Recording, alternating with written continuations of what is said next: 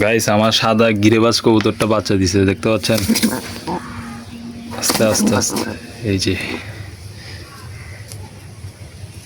Guys গিরিবাজ এটাও বাচ্চা দিছে, এই দেখেন। মাশাআল্লাহ মাশাআল্লাহ, ডিমের চুলকা এদিক ওদিক পড়ে আছে, সেগুলো পরে দিয়ে পরিষ্কার করা হবে, সমস্যা নেই।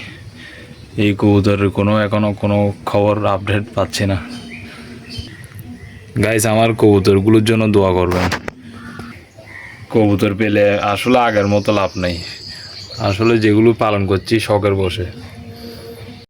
এখনকার সময় যারা ছোটোখাটোভাবে কবুতর পালন করছি তাদের মধ্যে সবসময় একটা জিনিস খেয়াল করি যে কবুতর বিক্রি করতে গেলে দাম কম, কিন্তু কিনতে গেলে দাম বেশি। সেটাই বুঝলাম না। আমরা কিনতে গেলে কবুতরের দাম থাকে অনেক, কিন্তু বিক্রি করতে গেলে দাম অর্ধেকও পাই না। কবুতরের বাচ্চা বিক্রি করবো সেটা ভেবে যদি কবুতর পালন করতে যাই তাহলে আজকাল এই যুগে লস। আমি আসলে কবুতর বিক্রি করার উদ্দেশ্যে পালন করি না, আমি পালন করি আসলে শখের বসে, কারণ কবুতরকে আমি পছন্দ করি। সেই কারণে ছোটোবেলা থেকে কবুতর পালার অনেক শখ ছিল, ইচ্ছা ছিল, সেটা বড়োবেলায় এসে পূরণ হলো। কারণ ঘরের মধ্যে কবুতর আনলেই বকা খাইতাম, অনেকবার আনছি অবশ্যই, কিন্তু রাখতে পারলাম না।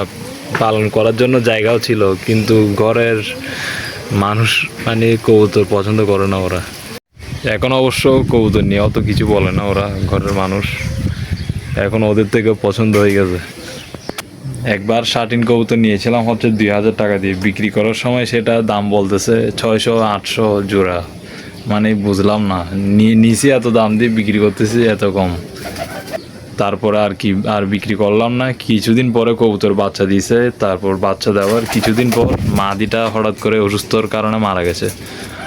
নটটা তো সিঙ্গেল পড়ে গেছে, তাই নটটা বিক্রি করতে আমি মানে চাইনি, কিন্তু বিক্রি করে দিয়েছি। সেটা 400 টাকা নাকি 300 টাকা দিয়ে বিক্রি করলাম। শার্টিন কবুতর আসলে অনেক শখ করে নেওয়া হয়েছিল, কিন্তু শখটা আর ধরে রাখতে পারলাম না, কি বলবো। মাদিটাই অসুস্থতার কারণে মারা গেছে। কবুতর ডিম বাচ্চা দিয়েছে ভালোই, কিন্তু বাচ্চা বড় হয়নি, বাচ্চাটা পরবর্তীতে আবার মারা গেছে, মানে নর বড় করতে পারেনি আর কি।